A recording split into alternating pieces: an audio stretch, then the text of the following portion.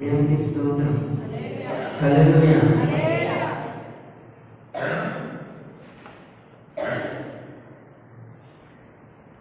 సమస్త మహిమ ఘనత ప్రభావం ఆయనకే చెల్లును గాక. ఆమేన్. ఈరోజు మరి ఉపవాస ప్రార్థన కనుక చాలా మంది అందరూ ఉపవాసం ఉండే ఉంటారు అనుకుంటున్నాను. వచ్చారు కదండి, నేను కూడా ఉపవాసం.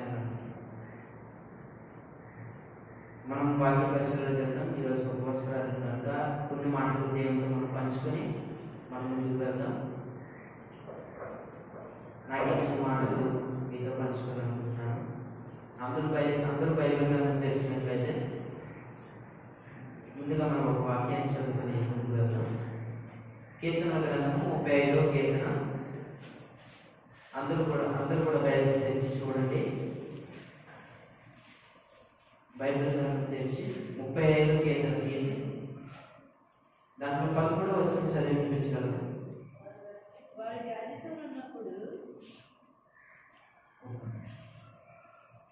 ఇప్పుడు చదువు.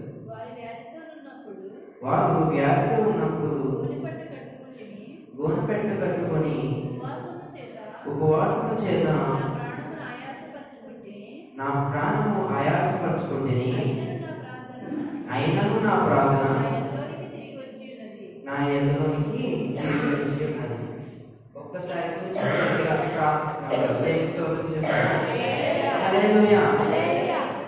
మన కీర్తన గ్రంథము కీర్తనలో 35వ కీర్తన 11వ వచనంలో మనకి కనబడుతున్న మాట మరొకసారి చదివి వినిపించింది. వారు వ్యాధితో ఉన్నప్పుడు గోనెపట్టు కట్టుకుంటేని ఉపవాసము చేత నా ప్రాణం ఆయాసపరచుకుంటేని, అయినను నా ప్రార్థన నా ఎదురులోనికి తిరిగి వచ్చి ఉన్నది. మనకి ఈరోజు ఈ ఉదయకాల సమయంలో మనకి చక్కెర లేఖనం మనకి కనబడి ఉన్నది. ఇక్కడ వారి వ్యాధితో ఉన్నప్పుడు గోనెపట్టు కట్టుకొని ఉపవాసం చేత నా ప్రాణము ఆయాసపరిచి ఉన్నది. ఈ లేఖను మనం పరిశీలించినట్లయితే మనకి కనబడుతున్న మాట ఉపవాసం చేత నా ప్రాణము ఏమవుతుందండి? ఆయాసపడుతుంది. పరిగెట్టినప్పుడు ఏమొస్తుంది? రన్నర్స్ ఉంటారు, వాళ్ళు ఎంత పరిగెట్టే కొద్ది ఒప్పుకున్నంతసేపు పరిగెడతారు, అప్పుడు ఆవేశం వస్తుంది కానీ ఆగు. కానీ ఇక్కడ మనకి కనబడుతున్న మాట ఉపవాసం చేత నా ప్రాణము ఆయాసపడుచున్నది. ఒక రోజు ఉపవాసం ఉండొచ్చు, 2 రోజులు ఉపవాసం ఉండొచ్చు, 3 రోజులు ఉపవాసం ఉండొచ్చు, 10 రోజులు ఉపవాసం ఉండొచ్చు.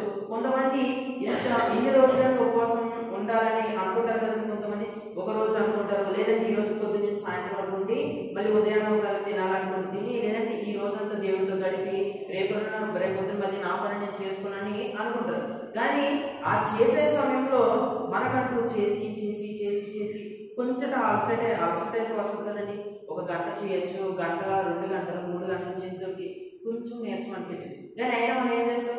దేవునికి ప్రార్థించేటప్పుడు దేవునికి ప్రార్థిస్తున్నాం కనుక మనం ప్రార్థన చేయాలన్నప్పుడు ఎంత కష్టం వచ్చినా ఎంత నష్టం వచ్చినా మన అవసరతలు మన పరిస్థితులు దేవునికి చెప్తాం కనుక ఏమొచ్చినండి? కష్టం వచ్చినా ఇబ్బంది వచ్చినా కొంతమందికి ఆకలి కూడా వేస్తారు. ఆకలి వేసేస్తారు, అయినా అలాగే ఉండి ప్రార్థన చేస్తారండి. అది ఈ లేఖనంలో ఉపవాసం చేత నా ప్రాణము ఆయాసపరిచున్నది. ఈ లేఖనంలో మనకి కనబడుతున్న మాట, దీన్ని మనం చూసినట్లయితే ఉపవాసం అనేది దేవుని దృష్టిలో మనం ఎలా ఉండాలంటే నమ్మకంగా ఉండాలని మనకి ఈ లేఖనం కనబడుతుంది. మనం దేవుడిలో తగ్గించుకున్నట్లు ఉంటే మనం ఎలా ఉంటామంటే, మనకు ఆవేశం వచ్చినా సరే మనకి కనబడదండి, ఆవేశం వచ్చినా సరే మన శరీరంలో ఉండదండి, అసలు అనిపించిందండి అని ఈ లేఖనంలో కనబడుతుంది.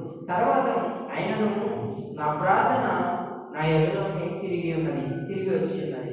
ఈ లేఖనం మనకి ఎంతో స్పష్టంగా తెలియజేస్తుంది. కీర్తనకారుడు దావీదు మహారాజు రాసుకున్న మాట ఎంత చక్కని మాటలు. ఆయన కూడా ఉపవాసంగా ప్రార్థన చేశాడు కదండి, ఆయన రాజ్యాన్ని జయించాలంటే ప్రార్థన చేశాడు కదండి.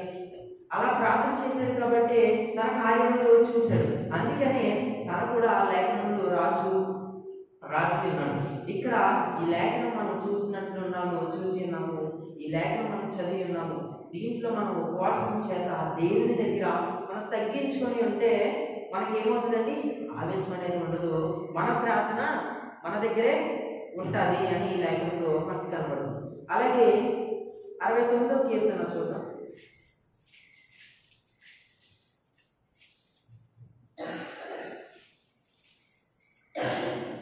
69వ కీర్తన 10వ వచనం చదవండి. ఉపవాసం ఉండి నేను కన్నీరు విడువగా అది నాకు నిందాస్పదమాయెను. అందరూ చూసారు కదండి ఈ లేఖనం 69వ కీర్తన 10వ వచనంలో మనకి కనబడుతున్న మాట, ఉపవాసం ఉండి నేను కన్నీరు విడువగా అది నాకు నిందాస్పదము ఆయను. ఇక్కడ ఈ లేఖనం మనకి ఏం తెలియజేస్తుందంటే, మనం ఉపవాసం చేత మన ప్రాణము ఎలా ఉండాలంటే తగ్గించుకొని ఉన్నప్పుడు దేవుడు మన ప్రార్థన మన ఉపవాసాన్ని దేవుడు ఆలోచిస్తాడు. అసలు ఉపవాసం మనం దేనికి ఉంటామండి? మన అవసరతల కోసం. మన ఉపవాసం అనేది ఎలా ఉంటామంటే దేవునితో దగ్గర సంబంధాన్ని ఏర్పరచుకోవడానికి ఉంటాం ఉపవాసం. మన అవసరతల కోసం మనం ఉంటాం ఉపవాసం. మన చుట్టాల్లో కానీ మన ఇంటిలో కానీ ఎవరికైనా బాగోపోతే వారి తగ్గాలని, ఒకవేళ మీ అబ్బాయికే బాగాలేదని మీ అమ్మాయికే బాగాలేదని ఉపవాసం ఉంటారు. ఈ ఉపవాసం ఉండి నేను ఉపవాసం ఉంటే ఖచ్చితంగా తగ్గుతుందని మీకంటూ ఒక విశ్వాసం ఉంటుంది కానీ ఆ విశ్వాసం ద్వారా కదా ఉపవాసం ఉంటారు. అలాగే మనం కూడా ఉపవాసం ఉన్నప్పుడు దేవుని దగ్గర తగ్గించుకొని ఉన్నట్లయితే మనకేమవుతుందంటే దేవుడు మన ప్రార్థన అని ఆలోచిస్తారు అన్నట్లు మనకి కనబడుతుంది. అలాగే యెషయా గ్రంథము 58వ అధ్యాయం, యెషయా గ్రంథం కాదు, మత్తయి రాసిన సువార్త తీయండి, క్షమించండి. కొత్త నిబంధనలో మత్తయి రాసిన సువార్త మొదటి పుస్తకం, మత్తయి గారు రాసిన సువార్త 6వ అధ్యాయం, మత్తయి గారు రాసిన సువార్త 6వ అధ్యాయం 16, 17, 18 వచనం చదివించండి. మీరు ఉపవాసం ఉన్నప్పుడు వేసదారి వలె దుఃఖములై ఉండకుడి, తాము ఉపవాసం చేయున్నట్లు మనుషులకు కనబడవలనని వారు తమ ముఖములను వికారం చేసుకున్నారు, వారు తమ ఫలము పొంది ఉన్నారని నిశ్చయంగా మీతో చెప్పి ఉన్నారు. ఒక్క నిమిషం. ఈ వచనంలో మనకి 6వ అధ్యాయం 16వ వచనంలో మనకి కనబడుతున్న మాట ఏంటంటే, మీరు ఉపవాసం చేయనున్నప్పుడు వేషధారి వలె దుఃఖములై ఉండబడి తాము ఉపవాసం చేయనట్లు మనుషులకు కనబడి. ఇక్కడ ఈ లేఖలో మనకి కనబడుతున్న మాట ఏంటంటే, మనం ఎప్పుడైతే ప్రార్థన చేస్తామో, మనం ఎప్పుడైతే ఉపవాసం ఉంటామో ఒకరికి కనబడే ఒకరికి కనబడినట్లు మనం ఉపవాసం ఉండకూడదు. ఇక్కడ కనబడుతుంది, నేను ప్రార్థన చేస్తాను అన్నట్లు అందరికీ కనబడేలా చెప్పడం కానీ, అందరికీ కనబడేలా ఉండడం కానీ, ఒకవేళ కన్నీరు రాబోయినా ప్రార్థన చేసినప్పుడు కన్నీరు పెట్టేసుకోవడం, అది ఎలా అంటే వేషధారి వల్లే వచ్చేస్తుంది అన్నట్లు ఈ లేఖనం మనకి కనబడుతుంది. అలా కాకుండా మనం ఇంకెలా ఉండాలో 17వ వచనం అనిపించింది. ఉపవాసం చేసినట్లు మనుషులకు కనబడవలనని కాక రహస్యమందున్న నీ తండ్రికే కనబడవలనని. ఉపవాసం చేయనప్పుడు నీ తల అంటుకొని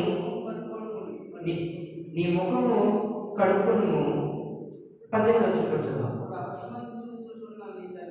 అప్పుడు రహస్యమును చూస్తున్న నీ తండ్రి నీకు ప్రతిఫలం ఇచ్చును. అందరూ ఒకసారి గట్టిగా చెప్దామా? గట్టిగా చెప్దామా? మనం 16వ వచనం చూస్తున్నాము. ఏమని చూస్తున్నాం? మనం ప్రార్థన చేసినప్పుడు ఒకరు కనబడేలాగా, ఒకరికి ఏదో చేయాలలాగా నేనే ప్రార్థన చేస్తానని వేషధారి వల్లే మనం ఉండకుండా, మనకి 17వ వచనంలో ఉపవాసం చేయనట్టు మనుషులు కనబడవలను కాక రహస్యమును నీ తండ్రికి. ఎవరు కనబడాలండి? రహస్యమును నీ తండ్రి. మన తండ్రి ఎవరు? దేవుడు. దేవుడికి కనబడినట్టు మనం ప్రార్థన చేయాలి. మనం దేవుడికి కనబడినట్టు ప్రార్థన చేసినప్పుడే దేవుడు ఏం చేస్తారండి? ఉపవాసం ఉన్నప్పుడు నీ తల అంటుకొని నీ ముఖం కడుక్కొను. అప్పుడు రహస్యమును చూస్తున్న నీ తండ్రి ఏమిస్తాడండి? ప్రతిఫలం ఇచ్చిన. మనము ఉపవాసం ఉన్నప్పుడు ఎంత చక్కగా రెడీ అవ్వాలండి, ఎంత చక్కగా ఉండాలి. ఉదయాన్నే లేస్తాము, మన పనులు మనం చేసుకుంటాము. ఈ రోజు ఉండాలనుకుంటే మంగళవారం కానీ, కొంతమంది ఈ రోజులో ఉండాలనుకుంటారు. ఆ రోజులో మనం ఏం చేస్తాం? ఉదయాన్నే లేచి వెంటనే మనం పనులు ఏమైతున్నాయి త్వరగా తెలుసుకొని మనం వెంటనే స్నానం చేసి మంచిగా అలాంటి కొన్ని మంచిగా రెడీ అయ్యి దేవుడి సన్నిధిలో ఏకీవించడానికి మనం ప్రారంభించుకుంటాం కదా. అలాగా మనం ఎలా ఉంటుందంటే ప్రార్థన చేయడానికి సిద్ధపడి ఉన్నప్పుడు వెంటనే మనం మంచిగా రెడీ అవ్వి దేవుని సన్నిధిలో ఉండాలండి. అలాగే మనం ప్రార్థన చేసినప్పుడు మన తండ్రికి కనబడవలనట్టు, దేవుడికి కనబడినట్టు మనం ప్రార్థన చేసినప్పుడు అప్పుడు దేవుడు ఏం చేస్తాడంటే మన ప్రార్థనకి ప్రతిఫలం అయితే ఇస్తాడని మనకి లేఖనం తెలియజేస్తాడు. 120 కీర్తనలు శ్రమలలో ఇబ్బందుల్లో మనం మొదలుపెట్టినప్పుడు ఆయన మనకి ఏం ఇస్తాడన్నాడండి, ఉత్తరం ఇస్తా అన్న దేవుడు. అలాగా మన దేవుడికి ప్రార్థన చేసినప్పుడు మాత్రమే దేవుడు మనకి ప్రతిఫలం అయితే దయచేస్తాడు అన్నట్టు మనకి లేఖనంలో కనబడుతుంది. మనం ఎన్నో ఉపవాసాలు చేసి ఉన్నాము, ఎన్నో ప్రార్థనలు చేస్తున్నాము. కొంతమందికి ఇది జరగవచ్చు, కొంతమందికి జరగలేదు. కానీ మన ఉపవాస ప్రార్థన అనేది ఎలా ఉంది, మన ప్రార్థన అనేది ఎలా ఉంది, దేవుని దగ్గర తగ్గించుకుని ఉన్నదా, దేవుని కోసం ప్రాకులాడి ఉన్నదా మనం ఆలోచించుకొని ఉండాలని. మనం ప్రార్థన చేస్తాము ఒకరు కనబడే వాళ్ళగా ఉందా, ఎందుకంటే మనం ప్రార్థన చేసినప్పుడు దేవుని దగ్గర ఎలా ఉండాలంటే నీట్గా మన ప్రార్థన కనబడాలండి. మన వారం చెప్పినప్పుడు మన ప్రార్థన ఎలా ఉండాలంటే నీట్గా ఉన్నప్పుడు మనిషి కుమారుడు ఏం చేస్తుంటే ఆకలి తీరుతుందండి. అలాగా మనం కూడా నీట్గా ఉన్నప్పుడు, నీట్గా ప్రార్థన చేసినప్పుడు దేవుడు మనకి చక్కగా ఇస్తాడు. ఎస్తేరు గారు ప్రార్థన చేశారండి. దేనికి ప్రార్థన చేశారు, యూదులందరినీ చంపారని ఒక ముద్ర వేయించినప్పుడు వెంటనే ఒకసారి తెలుసుకోండి. ఎస్తేరు గ్రంథము 4వ అధ్యాయం అనుకుంటున్నాను, ఒకసారి తెరవండి.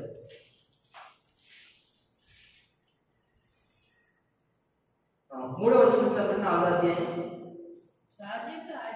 రాజు యొక్క ఆజ్ఞయు శాసనమును ఏ సంస్థానముకు వచ్చునో అక్కడున్న యూదులు ఉపవాసం ఉండి మహాదుఃఖములోను ఏడ్పులోను రోదనలోను మునిగిన వారై అనేకులు గోనెను బూడిదను వేసుకుని పడి ఉంటుంది.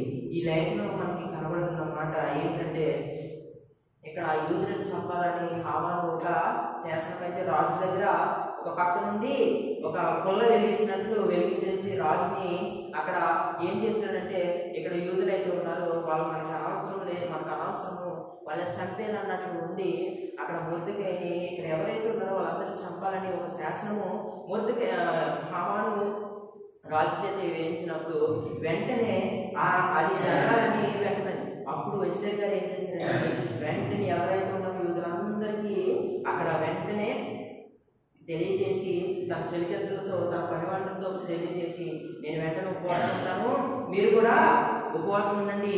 ఉపవాసం ద్వారా, ఎందుకంటే ఆవిడ ఒక నమ్మకం ఉంది కదండి, యూదుల రాజు దేవుడు ఖచ్చితంగా ఏ ప్రార్థన చేసినా ఎలా ప్రార్థన చేసినా మన విశ్వాసం బట్టి దేవుడు ఖచ్చితంగా జరిగేస్తారని ఎస్తేరు గారికి తెలుసు. అందుకే ఆవిడ కూడా వెంటనే ఏం చేసిందండి, ప్రార్థన చేయడం స్టార్ట్ చేసిందండి. అయ్యో నా యూదులు చంపేస్తారా అని ఉపవాసం ప్రార్థన చేసి అక్కడున్న ఆవిడక్కడే కాదండి యూదులందరినీ ఉపవాసం ఉండమని ఆవిడ మాట చెప్తుంది. వెంటనే వాళ్ళందరూ గోనెపట్ట కూడికి పూసుకొని వెంటనే అక్కడ ఉన్న వాళ్ళందరంటే అక్కడున్న ఆ ప్రాంతంలో 100 గోనె కట్టు కట్టుకొని వాళ్ళందరూ ప్రార్థన చేస్తారు. అలాగే వాళ్ళందరూ ప్రార్థన చేసినప్పుడు వెంటనే ఎస్తేరు గారు కూడా ప్రార్థన చేస్తారు. వెంటనే ఏమైందంటే, ముద్ర ఎక్కడైతే వెళ్ళిందో అదంతా ఆగిపోయింది లేదండి. ఎవరైతే చంపాలనుకున్నాడో అతనే ఉరేసి చచ్చిపోయాడండి. అలాగా దేవుడు మనందరికీ కార్యంలో జరిగిస్తాడండి. ఎస్తేరు గారికి ఒక విశ్వాసం ఉందండి, ప్రార్థన చేస్తే, ఉపవాసం ఉండి ప్రార్థన చేస్తే ఖచ్చితంగా జరిగిస్తాడు దేవుడు అని ఆవిడ ప్రార్థన చేసింది. కాబట్టి వెంటనే ఏమైందండి, ముద్ర వేసింది రాజు ముద్ర, ఆ ముద్ర అనేది జరిగిపోయింది. అందరూ స్తోత్రం చెప్తామా? హల్లెలూయా. అలాగా మన ప్రార్థన కూడా ఎలా ఉండాలంటే, మన విశ్వాసం బట్టి మనం ఉపవాసం చేసినప్పుడు, దేవునికి ప్రార్థన చేసినప్పుడు దేవుడు ఖచ్చితంగా జరిగిస్తాడు అన్నట్టు మనకి కనబడుతుంది. అలాగే మనకు మరొకరు బాగా తెలుసు, యోనా గ్రంథము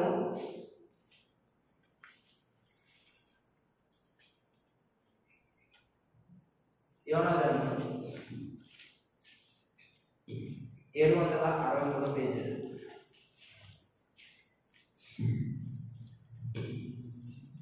యోనా గ్రంథము 3వ అధ్యాయం 4-5 వచనం చదివించు. యోనా ఆ పట్టణంలో ఒక దినము ప్రయాణమంత దూరం సంచరించుచు ఇక 40 దినముల వరకు ఇక 40 దినములు నినివే పట్టణము నాశనమును ప్రకటన చేయగా నినివే పట్టణపు వారు దేవుని యందు విశ్వాసం ఉంచి ఉపవాస దినము చాటించి గనులేమి అల్పులేమి అందరూ గోనెపట్ట కట్టుకునేది. అందరూ మరొకసారి స్తోత్రం చేద్దామా? మన విశ్వాసం ఎలా ఉండాలండి? మన విశ్వాసం ఎలా ఉండాలి? ఈ లేఖనం చదివిన బట్టి మనం ఎలా ఉండాలంటే, మనం ప్రార్థన చేసామంటే విశ్వాసం ఉండాలండి. ఒక్కసారి వాళ్ళందరూ నినివే పట్టణానికి మహాఘోరము దేవుడు ఎంతో కోపగించి నినివే పట్టణానికి యోనా గారిని పంపినప్పుడు యోనా గారు అక్కడికి వెళ్ళి అక్కడ ఉన్న వాళ్ళందరూ చెప్పగానే ఆఖరికి అలుపులేని గనులేని రాజుతో సహా వెంటనే గోనెపట్ట కట్టేసి ఏం చేశారండి? ప్రార్థన చేయడం స్టార్ట్ చేశారండి. ప్రార్థన చేయడం స్టార్ట్ చేయగానే వెంటనే ఏమైంది? ఒక రోజు చేశారు, రెండో రోజు చేశారు, మూడో రోజు చేశారు. అలాగే చేసుకుంటూ వచ్చేగానే వెంటనే దేవుడు ఏం చేశాడండి? మహాఘోరమైన ఆ దేశానికి రప్పించాలనుకున్నాడు దేవుడు. కానీ ఏమైందండి? అంత విశాలమైంది, ఏమీ జరగట్లేదు. యోనా గారికి అర్థం కావట్లేదు ఏమవుతుందో ఆయన ఎదురు చూస్తున్నాడు. కానీ ఏమీ జరగకుండా అలాగా నిశ్శబ్దమే. అంటే ఏం చేశాడంటే దేవుడు వాళ్ళందరినీ కరుణించలేదు. ఎందుకంటే గోనెపట్ట కట్టుకొని ప్రార్థన చేయడం స్టార్ట్ చేశారు. అయ్యో మా తప్పులను క్షమించు, అయ్యో మా పాపలను క్షమించు, అయ్యో మా అపరాధములను మన్నించు అని ప్రార్థన చేయడం స్టార్ట్ చేయగానే దేవుడు ఏం చేశాడంటే ఒకరోజు చూశాడు వాళ్ళ విశ్వాసం, రెండో రోజు చూశాడు వాళ్ళ ప్రార్థన, మూడో రోజు చూశాడు, నాలుగో రోజు చూశాడు. 40 రోజులు అయ్యేటప్పటికి ఏమీ లేదండి, ఏమి ప్రశాంతంగా ఉందని. ఆ ప్రశాంతత చూసేటప్పుడు వాళ్ళందరూ అమ్మో దేవుడు అందరినీ కరుణించాడు అనుకుని వెంటనే అప్పుడు మనసులో కాయలుందని. కానీ నినివే పట్టణం అంత ఘోషంగా అంత ఘోరంగా కనబడిందంటే వాళ్ళంతా పాపం చేస్తున్నారు, వాళ్ళంతా దేవుని దృష్టికి ఎంత ఘోరంగా కనబడి ఉన్నారు. అది దేవుడు చూసి వాళ్ళందరినీ నాశనం చేద్దామని అనుకోండి వాళ్ళందరూ ప్రార్థనతో దేవుని హృదయాన్ని ఏం చేశారండి? వాళ్ళ వైపు తిప్పేసుకున్నారు లేదండి. అలాగా నినివే పట్టణం వారందరూ మంచి ఆశీర్వాదం పొందేవారు. ఈ లేఖనంలో మనకి కనబడుతున్న మాట ఏంటంటే, మనకి చక్కని మాట కనబడుతుంది. మన ఉపవాసం ద్వారా అనేక కార్యములు జరిగించుకున్నట్లు మనకు కనబడుతుంది. ఒకసారి మొదటి రాజుల గ్రంథం చేసినట్లయితే మొదటి రాజుల గ్రంథము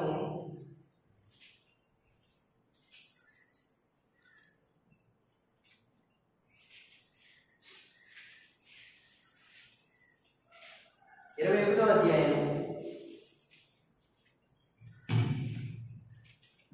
27వ వచనం చదవండి.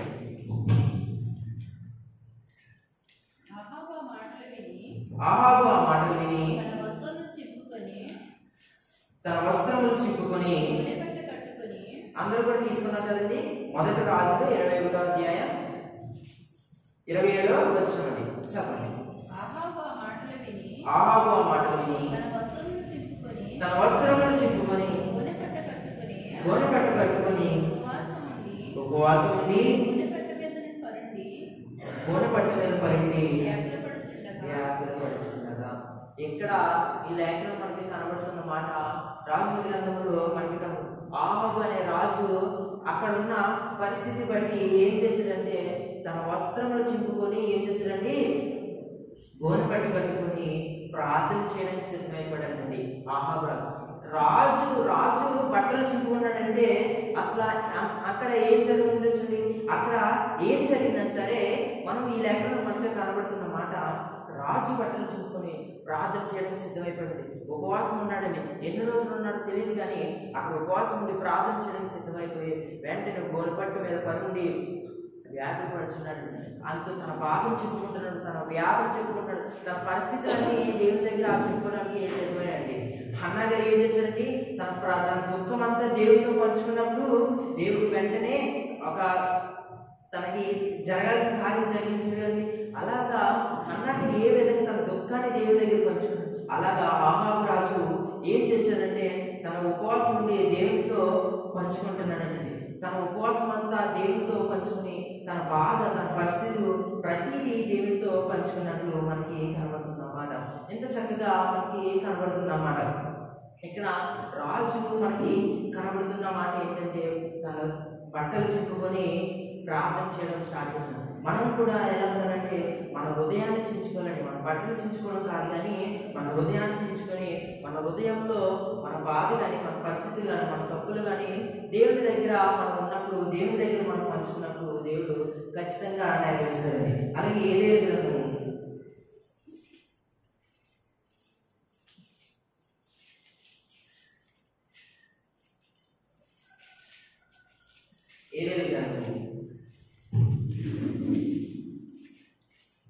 ఏవేలు గ్రంథము 2వ అధ్యాయం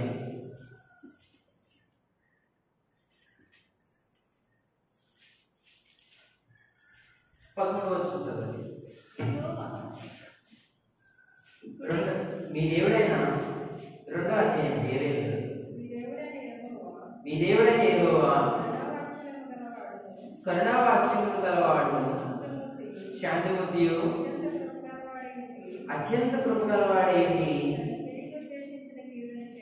తన చేయి ఉద్దేశించిన కీడు చేయక పశ్చాత్తాపపడును గనుక మీ వస్త్రములు కాక మీ హృదయములు చింపుకొని ఆయన దగ్గర తిరిగిడి. మరొకసారి స్తోత్రం చేద్దామా? హల్లెలూయా, హల్లెలూయా. నేను చెప్పాను కదండి, మన హృదయంలో ఏం చేసుకోవాలి, మన హృదయం చించుకొని దేవుడి దగ్గర మనం ఆయన దగ్గర ఉండాలండి. ఇలాగే ఉంటాను. మీ దేవుడే నేను కన్యావాత్సల్యములు వాడే శాంతిమూర్తియు. ఇలాగా వీటన్నిటిని మనం చదువుకున్నట్లు అక్కడ అధ్యాయం మనం చదువుకున్నట్లయితే మనకు ఒక స్టోరీ అయితే అర్థమవుతుంది. ఇక్కడ దేవుడు అక్కడ ఏవేగా చెప్తున్న మాట ఏమిటంటే, వస్త్రములు చింపుకోవడం కాక మన హృదయంలో దేవుని దగ్గర పంచుకున్నట్లు మనకి కనబడుతుంది అన్నమాట. అలాగే 18వ వచనం కూడా చదవండి. అప్పుడు యెహోవా తన దేశమును బట్టి రోషమును పోని తన జనుల ఎడల జాలి చేసుకున్నారు. ఇక్కడ వీళ్ళంతా ఇక్కడ ఈ అధ్యాయంలో మనం చూసినట్లయితే వీళ్ళు ఒక తప్పు చేస్తున్నారు.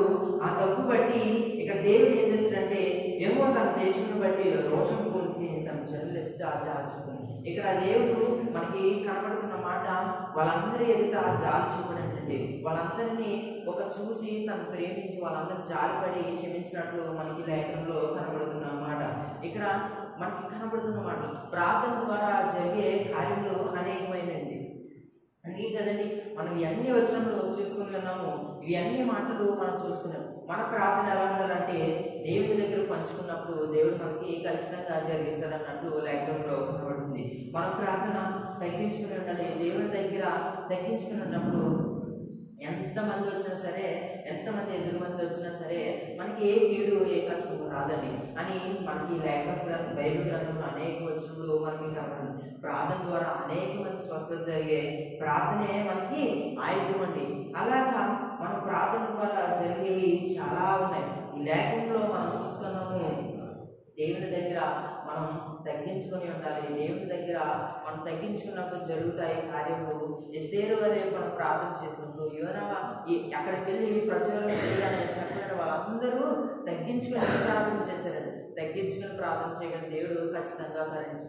అలాగే మన జీవితంలో మనం ఈరోజు ఉపవాసం ఉన్నాం కనుక, మన ఉపవాసం బట్టి మనం ప్రార్థన చేయడం సిద్ధపడి ఉన్నాం కనుక, మనం చేసే ప్రార్థన దేవుడి దగ్గర విశ్వాసం ఉందా, మన హృదయం దేవుడి దగ్గర చించుకొని ఉన్నామా, దేవుడు మన దగ్గరికి వస్తున్నాడా లేదా మనం ఆలోచించాలండి. ఎలాగా అంటే ఎస్తేరు వలె వెంటనే ప్రార్థన, వాళ్ళందరికీ ఎక్కడైతే యూదులు వాళ్ళందరికీ వెంటనే చెప్పేసి సమాచారం వెంటనే వాళ్ళందరూ ప్రార్థన చేయడం స్టార్ట్ చేశారండి. వెంటనే స్టార్ట్ చేయడంతో వెంటనే ఎవరైతే వాళ్ళందరినీ చంపారండి. రాజు ముద్ర వేసినప్పుడు దేవుడు ఏం చేశాడంటే వాళ్ళందరికీ ఏమవ్వకుండా వెంటనే వాళ్ళందరూ ఎలా ఉన్నారో అలాగే ఉంటారండి. అలాగా దేవుడు మన పట్ల కూడా ఖచ్చితంగా కార్యం జరిగేస్తాడు. ఎప్పుడైతే మనం నీతిగా ఉన్నామో, ఎప్పుడైతే మనం విశ్వాసంగా ప్రార్థన చేస్తామో అప్పుడు ఖచ్చితంగా ప్రార్థన చేస్తే కార్యములు జరిగిస్తుందండి. ఈ లేఖను బట్టి ఈ చిన్న మాటలు దేవుడు దీవించుగా. ఆమేన్.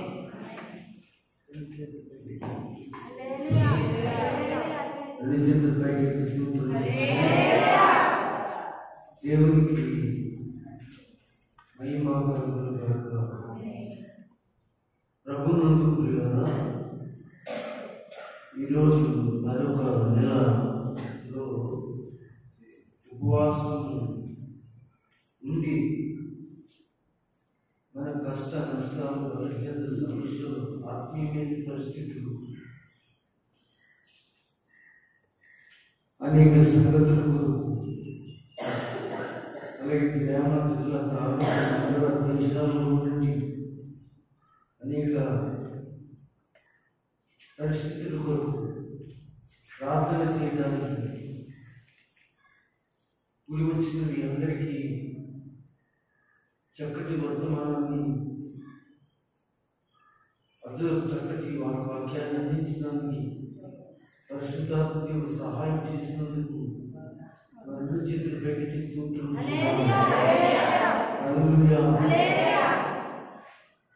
ఉపవాసం చాలా మంచిదండి. ఉపవాసం చాలా మంచిది. కనుక ఆ ఉపవాసం అనేది ఈ హృదయంలో, ఈ మనసులో, ఈ జీవితంలో నిష్కలంకమైన మనసు కలిగి, నిర్దోషమైన మనసు కలిగి యేసు ప్రభువాన్ని ప్రార్థనను, దేవుని సన్నిధిని బతిమాడుకుంటూ దేవుని కార్యం చేస్తాడు. ఉపవాస ప్రార్థన వల్ల అద్భుతాలు చేస్తాడు. ప్రపంచంలో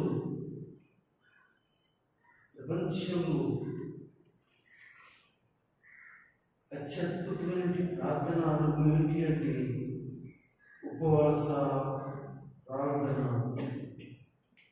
ఈ ఉపవాస ప్రార్థన వృద్ధులు మొదలుకొని, వృద్ధ స్త్రీలు మొదలుకొని, వృద్ధ పురుషులు మొదలుకొని, యవనస్తులు మొదలుకొని, అలాగే యవన స్త్రీలు మొదలుకొని, చిన్నలు మొదలుకొని, పసిబిడ్డలేని వారు తాకి బిడ్డలతో సహా చక్కటి ప్రార్థన కుటుంబంలో పాల్గొంటే దేవుడు మన మీదకి వస్తున్న కీడుని ఏం చేస్తాడు, రానివ్వకుండా ఆఫ్ చేసి ఆ ఉపవాస ప్రార్థన అద్భుతాలు చేస్తాడు. ప్రియ దేవుని బిడ్డలను గమనించండి. ఈ యొక్క మర్మాన్ని సంఘము ఎరగకుండా ఉపవాస ప్రార్థనలో నిలవలేకపోతున్నారు. ప్రార్థన అంటేనే సైతాను రాను. ఇంక ఉపవాస ప్రార్థన అంటే ఇంకేవో పనులు కల్పించి మిమ్మల్ని బలహీనపరిచి ఆప్ చేయడానికి ప్రయత్నిస్తాడు. ఎందుకు ప్రయత్నిస్తాడంటే ఆ ప్రార్థన దేవుని ఎదుట వారి జీవితంలో సాతానికి పతనము, మీకు దైవ కార్యము జరుగుతుంది. దేవునికి స్తోత్రం. కనుక వచ్చిన వీరందరూ కూడా ఈ మాటలను ఉపవాసం గురించి గోనుబట్టు కట్టుకుని పశ్చాత్తాపం పడి దేవుని సన్నిధిలో ఉండటం అంటే మనం తగ్గించుకోవడం, గోనుబట్టు కట్టుకోవడం అంటే తగ్గించుకుని మన జీవితాలను బాగా నలగొట్టుకుని దేవుని ఎదుట మనం ప్రార్థన చేయాలి. మనము దేవుని దగ్గరికి రావటం, మనం దైవజనుల దగ్గరికి రావటం మంచిది. దేవునికి స్తోత్రం చెప్పండి. మళ్ళా చెప్తున్నాను, మనము దేవుని దగ్గరికి రావటము, మనము దైవజనుల దగ్గరికి వెళ్ళటము మంచిది. నువ్వు ఒకవేళ వెళ్ళావు అంటే, దేవుని దగ్గరికి వెళ్ళావంటే అక్కడ దేవుడు ఉంటాడు. ఒకవేళ నువ్వు వెళ్ళావు అంటే దైవజనుడు ఉండే చోట దేవుడు ఉంటాడు. అక్కడికి వెళ్ళినా ఉంటాడు, మందిరానికి దైవ సేవకుడి దగ్గరికి వెళ్ళినా ఉంటాడు. దేవునికి స్తోత్రం. అప్పుడు దేవుడు కార్యం జరుగుతుంది. నేను వాక్యం చెప్పను కానీ బైబిల్ గ్రంథంలో 2 విషయాలు ఉన్నాయి. అవి ఏంటంటే వినండి. ఒకటి 2వ రాజుల గ్రంథము 3వ అధ్యాయం 23వ వచనం, అలాగే అపొస్తలుల కార్యం 10వ అధ్యాయం 33వ వచనం. ఈ 2 వచనాలు మీరు జాగ్రత్తగా చదివితే మనం దేవుని దగ్గరికి వెళ్ళినా, మనము దేవుని సేవ దగ్గరికి వెళ్ళినా దేవుడు అద్భుతమైన కార్యాలు చేస్తాడు. దేవుని స్తోత్రం చెప్పండి. ఎందుకంటే అక్కడ దేవుడు ఉంటాడు, దేవుని నివాసం ఉంటుంది, దేవుని వాక్యం ఉంటుంది కనుక మీ జీవితాల్లో కార్యాలు ప్రభు చేస్తారు. కావాలంటే 2 రాజులు 3వ అధ్యాయం 3వ వచనం చదవచ్చు. 10వ అధ్యాయము అపోస్తలుల కార్యం 10వ అధ్యాయము అపోస్తలుల కార్యం 33వ వచనం సరే చూద్దాము.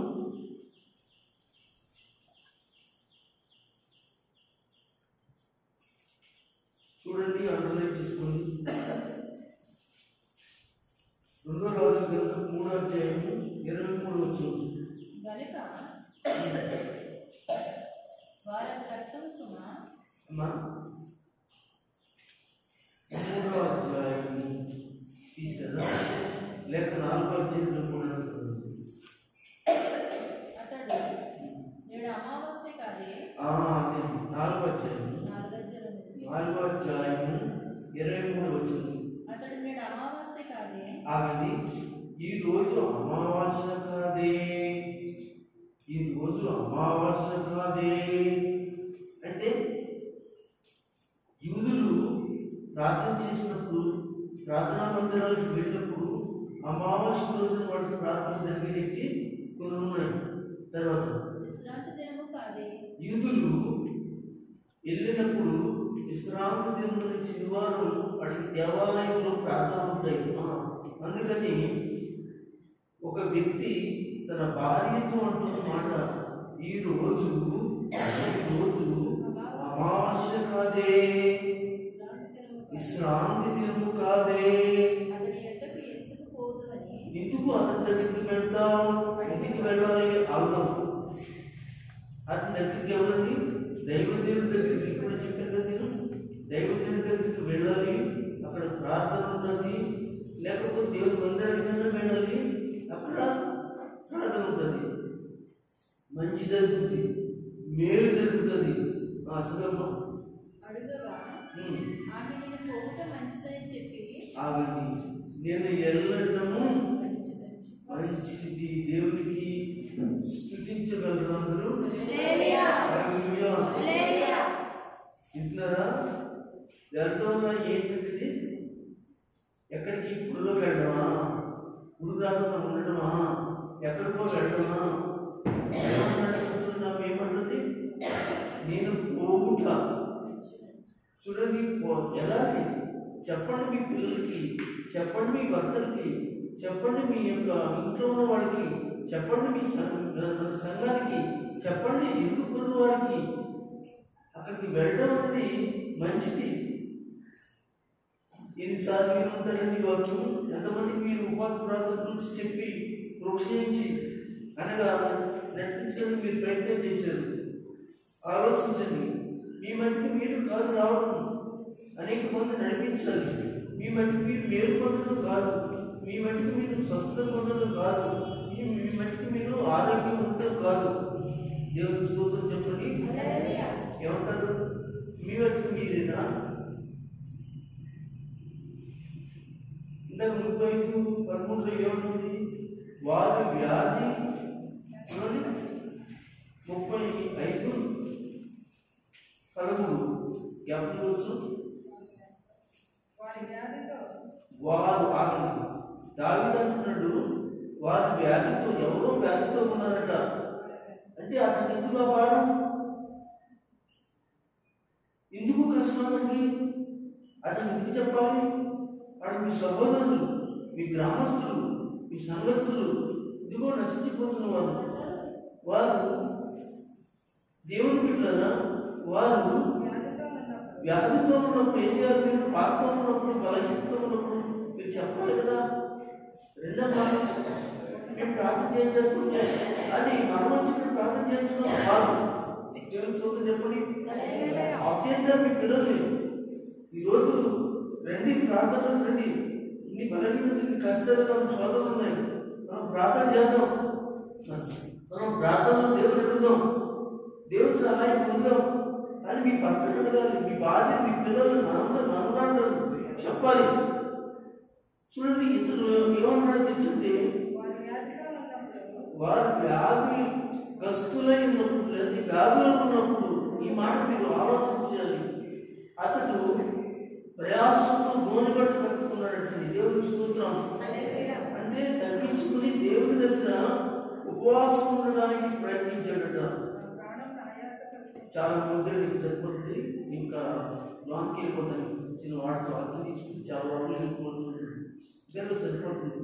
కనుక అతను ఉపవాసం ఉన్నాడు, ఆయాసపడుతున్నాడు. కనుక పశ్చాత్తాపంలో దేవుని దగ్గర ప్రార్థన చేస్తున్నాడు. మరి సంఘానికి ఏర్పాటు ఉండాలి కదా. నీవు నేను కూడా అనేక మంది కొత్తగా నడిపించాలి, వారి ప్రార్థన చేయాలి. ఎంతమంది బయట నష్టమైపోతున్నారు, ఎంతమంది యవనస్తులని దేవుని దగ్గర రాకుండా చెడి అలవాట్లు, చెడి జీవితాలు వారి జీవితాల్లో కనపడుతున్నాయి. వారందరి గురించి నీకు బాధ్యత లేదు దావీదు వల్లే, భారం లేదు దావీదు వల్లే. చూడండి, ఇక్కడ ఈమె అంటుంది, ఎవరు ఈమె? సునేమి రాదు అనబడిన ఈమె అంటుంది, అక్కడికి వెళ్ళట మంచిది. దేవుని స్తోత్రం చెప్పాలి. రండి గుడికి పెట్టి మంచిదని పిల్లలు చెప్పాలి. వాళ్ళకి నచ్చింది మనం ఇచ్చి విలాసాలుగా తిరగదని చెప్పడం మంచిది కాదు. వాళ్ళు ఎక్కడికి వెళ్తున్నారు, ఎక్కడికి పోతున్నారు, ఆ చోటుకి పంపించి నువ్వు అనగా వారి జీవితాలు సంతోషంగా ఉంటే చాలా నువ్వు అనుకుంటున్నావు, కానీ అది మంచిది కాదు. తల్లిగాను తండ్రిగా నువ్వు ఆలోచించవలసిన నీకు వారు ఎక్కడికి వెళ్తున్నారు, ఏమిటి నీకు ఆడ కావాలి. నీకు చెప్పడంతో ఏదంటే తల్లి బాధ్యత ప్రజలకు అడగవచ్చి ఖండించవలసిన దానిగా వాడిగా నీకున్నావు. కనుక దయచేసి వారు ఎక్కడికి పోతున్నారు అనేది కాదు, వారు దేవుని సన్నిధికి వస్తున్నారా, పోతున్నారా, వెళ్తున్నారా అనేది కుటుంబంలో సంఘంలో నుండి స్త్రీలేని వారికి మనం చెప్పాలి. రాలేని వారు చాలా మంది ఉన్నారు, వాళ్ళందరికీ మీరు గర్తించవచ్చు, చెప్పచ్చు. ఏమో ప్రార్థన జరిగింది, ఏమో కుటుంబం జరిగింది, ఏమో మీ కష్టాలు అని ఉత్తమ మాతో చెప్పుకుంటారు. ప్రార్థన సమయంలో ఎందుకు రాలేదు అని చెప్పేది అవకాశం ఉంటుంది. ఎక్కడ ఎప్పుడు రాసిన పద్ధతిలో ఒకరినొకరు హెచ్చరించుకుని గురుకొల్పించుకుని అని మాట్లాడతారు. అది మీకు అవకాశం దేవుడు ఇచ్చాడు. వాళ్ళ ప్రార్థన ఉంది, వాళ్ళ కుటుంబం ఉంది, ఈ నెలలో ప్రార్థన ఉంది, ఈ నెలలో మీటింగ్లు ఉన్నాయి, ఈ కుటుంబం ఈ ప్రార్థనలో ఇది ఉంది అని గట్టిగా దేవుని సన్నిధిలో వాళ్ళకి ఏం చెప్పాలంటే చెప్పాలి. మీ బాధ్యత, నీది భారం, నీది భారం. పౌలు గారు అంటాడు, ఈ భారం నా మీద పెట్టాడని అంటాడు. మరి నీకు పెట్టాడు భారం పెట్టాడే, నాకెందుకు అనుకుంటున్నావా అనుకుంటే లేకపోతున్నావు, నాకెందుకు అనుకున్నానికి అది పురుషుడైన స్త్రీలైన ఎవరైనా దేవుడు ఒక రోజున వాటికి సమాధానం చెప్పవలసిందను. దేనికో ఫోన్ చేసుకుంటావు, దేనికో మాట్లాడతావు, కానీ అనగా ఈరోజు మరి ప్రార్థన ఉంది కనుక రండి వెళ్దాం సోదర సోదరి అని మనం చెప్పేటండి. మరి మనసు మీకు లేకపోతే ఇంకేంటంటే మీరు విశ్వాసులు, ఎందుకని మీరు ఉపవాసము అనగా ఎందుకని దేవుని సన్నిధిలో ప్రార్థన చేయటం. ఇక్కడ అంటున్నట్టు పోవుట మంచిది. చెప్పండి, ఆమె ఏమంటుంది? పోవుట మంచిది. చదవండి అదే మాట మరోసారి. అదంతా రాజేశ్వర మరోసారి. అతడు నేడు అమావాస్య కాదే, విశ్రాంతి దినము కాదే, అతని ఎద్దకు ఎందుకు పోవుదమని అడుగగా ఆమె నేను పోవటం మంచిదని చెప్పి నేను వెళ్ళటము మీరందరూ వచ్చి ప్రార్థన చేయటము మంచిదా చెడ్డదా? చెప్పండి గట్టిగా, చెడ్డదా? మరి ఆ మంచి కార్యక్రమానికి ఉన్నవాళ్ళు ఇంటిని అవమానించలేకపోతున్నారు, నడిపించలేకపోతున్నారు. ఏమన్నా ఎన్నిసార్లు చెప్తున్నాను తినండి. మరి మేము చెప్తాం, 10 సార్లు చెప్తాం, 100 సార్లు చెప్తాం, గర్దిస్తాం, మాట్లాడతాం. బాగులేదు ప్రార్థన చేయమని చెప్పిపోతుంది. తగ్గిన తర్వాత నువ్వు ఏం చేస్తావు? కార్యక్రమానికి నువ్వు రాకపోతే ఎలా? నువ్వు గట్టిగా మాట్లాడచ్చు, తప్పేం లేదు. వాక్యం చెప్పమంది, నీ సహోదరుని గర్దించమంది. ఏ విషయంలో? బుద్ధి చెప్పమంది. మంచి విషయంలో బుద్ధి చెప్పమంది, నడిపించమని దేవుని యొక్క వాక్యం చెప్తుంది. మంచిది. అపొస్తలుల కార్యాలు కూడా చెప్తాడు చూడండి. 33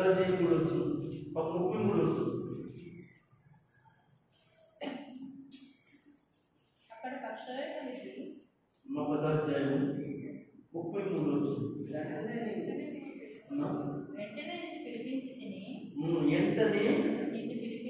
గొర్రెలు సేవకుని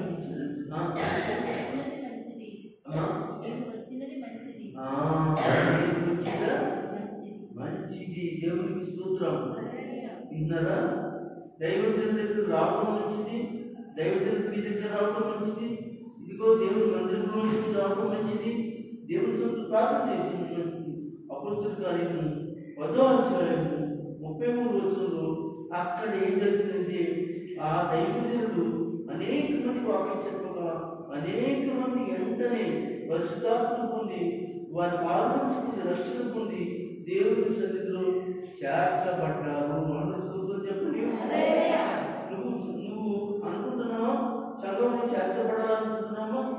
అడుగుతున్న దాని అయితే వచ్చే వాళ్ళని వెనక రాకూడదు, వచ్చే వాళ్ళకి ఏదో చెప్పి వాళ్ళని ఇబ్బంది పెట్టకూడదు.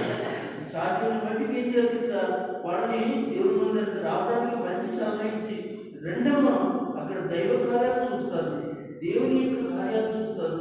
మంచి వాక్య పరిచయం ఉందని, దేవుని సన్నిధిలో ఈరోజు ఉపవాసం ఉందండి, ఈరోజు స్తుతి కూడా ఉందండి, ఈ రోజున సభలు ఉన్నాయండి, ఈ రోజున కృతజ్ఞత ప్రార్థన ఉందండి, ఇలా చెప్పి ఏం చేయాలంటే దేవుని దగ్గరికి మనం నడిపించాలి. ఉపవాస ప్రార్థన ఉందండి అని నడిపించాలని మీకు దేవుని వాక్యం ద్వారా మిమ్మల్ని హెచ్చరించడం జరుగుతుంది. దేవుని స్తోత్రం. హల్లెలూయా. కనుక దయచేసి మీ బాధ్యతలు మీరు సంఘంలో చేయలేకపోతున్నారంటే దైవ కార్యాలు దేవుడు మీకు ఎలా చేస్తారు? దేవుని కార్యం చేయడం మీరు చేయలేకపోతున్నారు అనగా మీరైతే ఎవరైనా పిలిస్తే చక్కగా వెళ్ళి ఆ ప్రార్థనలో పాల్పొంది ఆ మందిరంలో పాల్పొంది వస్తారు. మంచిది మంచిది కాదని అనట్లేదు. అయితే నీతో పాటు అనేక మంది తెలిసిన వాళ్ళు ఉన్నారు, వాళ్ళు దేవుని మందిరంలోనికి నడిపించలేనిది ఆత్మ సంబంధమైన నడిపి దగ్గర లేదంటే నువ్వు ఎలాగున్నావు ఓడగొట్టిన మంచి కూడా లేకున్నావు. ఇంటి ఏం చెప్పుకున్నావు?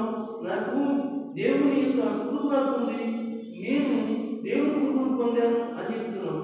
దేవుని కృప నీకుంటే నీకు పొందాను అంటే అనేక మందిని ప్రభు దగ్గరికి ప్రతి ఒక్క ప్రార్థన పూజల్లోకి నడిపించగలిగిన శక్తి దేవునికి ఇస్తాడు. దేవునికి స్తోత్రం. హల్లెలూయా.